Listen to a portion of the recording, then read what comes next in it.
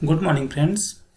आज हम लोग क्लास 12 का फिजिक्स देखते हैं और इसमें जो चैप्टर है atoms and nuclear. Atom and nuclear का एक टॉपिक है लॉ ऑफ रेडियो एक्टिविटी। इस वीडियो को मैं लेकर के आ रहा हूँ, मेरा नाम है सुधीर। तो हम लोग देखते हैं लॉ ऑफ रेडियो एक्टिविटी को।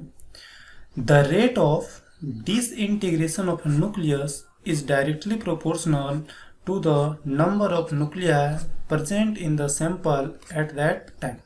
तो ये बोलता है क्या कि जो न्यूक्लियस टूटेगा उसका जो रेट है, यानी न्यूक्लियस का टूटने का जो रेट है वो डायरेक्टली प्रोपोर्शनल होता है कि सैंपल में इनिशियली कितना नंबर ऑफ न्यूक्लिया प्रेजेंट था।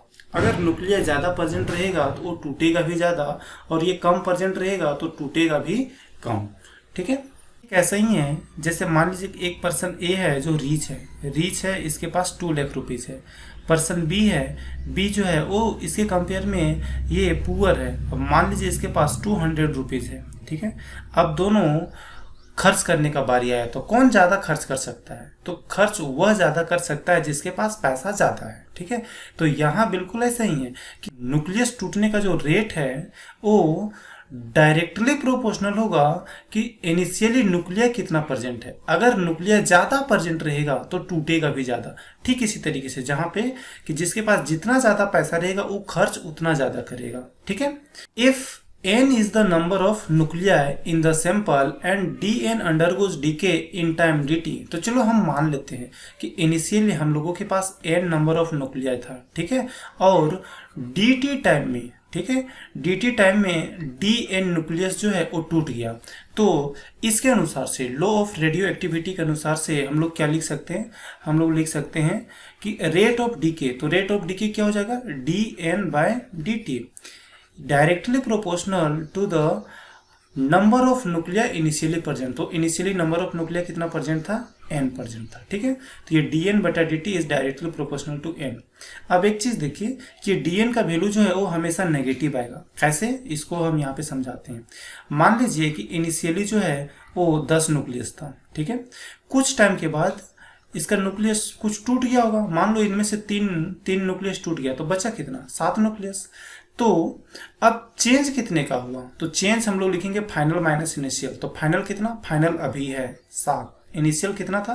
10, तो 7 माइनस 10, तो ये आ जाएगा माइनस का 3। तो ये देखिए जब हम लोग यहाँ पे डेल्टा एन का वैल्यू निकालें, यानी कि डी एन का वैल्यू निकालें, तो हम लोग को नेगेटिव मिल गया। इसीलिए हमेशा इस डी एन का वैल्यू नेगेटिव रहेगा। ठीक, अब ये प्रोपोर्शनलिटी के साइन को हटाते हैं। अगर प्रोपोर्शनलिटी को साइन को हटाएंगे तो बदले में एक कांस्टेंट आएगा, और ये कांस्टेंट को हम लोग लिखते हैं लेमडा। ठीक है, और ये हो गया n।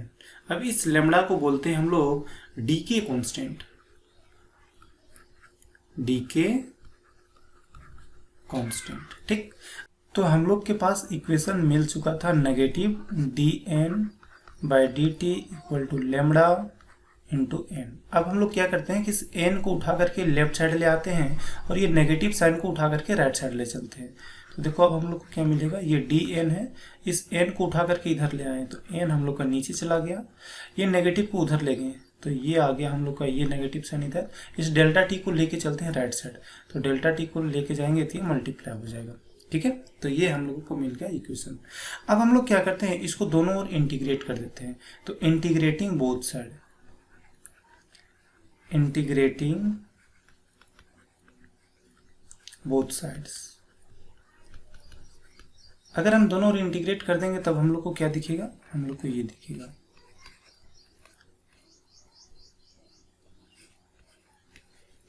ठीक है, अब हम लोग जानते हैं इंटीग्रेशन, थोड़ा सा देख लीजिए, dx बाय एक्स।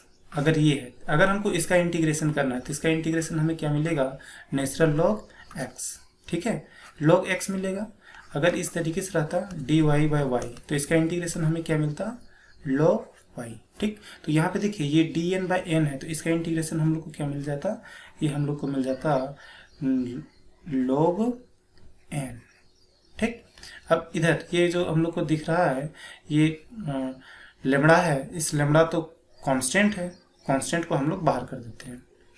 तो बाहर कर दें। अब हम लोग के पास बच गया dt। ठीक है, अब अगला स्टेप में चलिए इसको इंटीग्रेशन करेंगे तो देखिए dx का इंटीग्रेशन होता है x, dy का इंटीग्रेशन होता है y, dt का इंटीग्रेशन क्या हो जाएगा, t हो जाएगा। तो यहाँ से dt का इंटीग्रेशन हमें क्या दिखाई देगा, t दिखाई देगा। अब जब इंटीग्रेशन का साइन हटता है तो बदले में कांस्टेंट आता है, तो मान लेते हैं वो कांस्टेंट है हम लोगों का c। ठीक है, इसको हम लोग मान लिए इक्वेशन नंबर 1। अब देखिए मान लेते हैं कि इनिशियली, ठीक है, व्हेन t इक्वल टू 0, यानी कि शुरुआत में जब न्यूक्लियस हमारे पास इनिशियली प्रेजेंट था तो टाइम 0 था उस टाइम। तो शुरुआत में टाइम 0 था तो उस टाइम नंबर ऑफ न्यूक्लियस कितना था, तो नंबर ऑफ न्यूक्लियस इनिशियल मान लेते हैं n नोट। ठीक है, तो हम लोग यहाँ पे क्या करते हैं, इस इक्वेशन में ये वैल्यू को पुट कर देते हैं। अगर ये वैल्यू को पुट करेंगे तो हम लोगों को c का वैल्यू मिल जाएगा। ठीक है, तो अगर यहाँ पे पुट कर देंगे तो देखिए हम लोग को क्या मिलेगा, चलो यहाँ पे कैलकुलेशन कर लेते हैं। तो ये t के जगह पे 0 पुट करेंगे और n के जगह पे n नोट, तो ये हो जाएगा n नोट के साथ ये टर्म तो हमको 0 दिखाई देगा क्योंकि हम लोग यहाँ पे t का वैल्यू 0 पुट करेंगे तो पूरे 0 हो जाएगा, प्लस c, यानी कि हम लोगों को c का वैल्यू दिख गया। तो c का वैल्यू कितना दिख गया, c का वैल्यू हमको दिख गया log n नोट। ठीक, तो हम लोग क्या करेंगे, इस वैल्यू को इस इक्वेशन 1 में पुट कर दीजिए। तो चलो हम लोग पुट कर देते हैं, putting value of c, putting value of c in equation 1। अगर इक्वेशन 1 में पुट कर देंगे तो हम लोग को क्या मिलेगा, ये हम लोग को मिलेगा यहाँ पे log n है माइनस लेमडा टी, और c के जगह पे जो हमें वैल्यू आएगा वो हमें मिलेगा log n नोट। ठीक, अब हम लोग इसको, ये जो log n नोट दिख रहा है इसको हम लोग ले आते हैं लेफ्ट साइड। तो लेफ्ट साइड ले आएंगे तो हम लोग को क्या दिखाई देगा, हम लोग को दिखाई देगा ये है log n minus log n naught equal to minus lambda t, ये वैल्यू दिखाई देगा। अब देखिए log में ये हम लोग रूल पढ़ चुके हैं, log m minus log n रहता है तो ये क्या हो जाता था, log m बटा m। ठीक है, अब अगर ये मल्टीप्लाई में रहता, चलो अगर ये प्लस में रहता log m plus log n तो ये मल्टीप्लाई में हो जाता था, तो माइनस में रहता है तो ये क्या हो जाता था, डिवाइड में हो जाता है। यानी कि log n minus log n note जो है ये किसके बराबर हो जाएगा, ये बराबर हो जाएगा log n by n naught के बराबर। ठीक है, और इतना इक्वल टू हम लोग को मिल जाएगा नेगेटिव लेमडा dt। ठीक, अब देखिए अब अगर यदि हम यहाँ से n बाय n नोट का वैल्यू निकालना चाहें तो कितना मिलेगा, पहले देख लीजिए। अगर ये मान लीजिए ये थोड़ी देर के लिए x है और ये थोड़ी देर के लिए y है। ठीक है, log के साथ हमें क्या दिखाई दे रहा है, x इतना इक्वल टू y। तो अगर हम x का वैल्यू निकालना चाहते हैं तो क्या मिलेगा, तो x का वैल्यू हमें मिलेगा e के पावर, यहाँ पे कुछ भी रहेगा। अगर ये x का वैल्यू निकालना है तो बराबर के साइड देखिए जो भी रहेगा उसको e के पावर में कर देना है, तो e के पावर कितना हो जाता है, y हो जाता है। ठीक है, दोबारा से समझिए, अगर मान लीजिए log हम लोगों के पास चलो z है और इतना इक्वल टू यहाँ पे t दिया हुआ है और हमें z का वैल्यू निकालना है, तो z का वैल्यू कितना होगा, तो सबसे पहले e लिख लेना है। e लिखने के बाद राइट साइड जो भी चीज़ रहेगा उसको इसके पावर में कर देना है, e के पावर में कर देना है। ठीक है, तो उसी तरीके से यहाँ भी करना है। तो यहाँ पे हमें n बाय n नोट का वैल्यू चाहिए, तो सबसे पहले n बाय n नोट को एज इट इज लिख लीजिए। उसके बाद जो राइट साइड है वो पूरा का पूरा किसका पावर हो जाएगा, e का पावर हो जाएगा। ठीक है, तो ये हो जाएगा n equal to n naught और e के पावर माइनस लेमडा टी। ठीक है, तो ये हो गया हम लोगों का derivation, law of radioactive decay का डेरिवेशन। ठीक, तो this is the derivation of, this is the derivation of law of radioactive DK.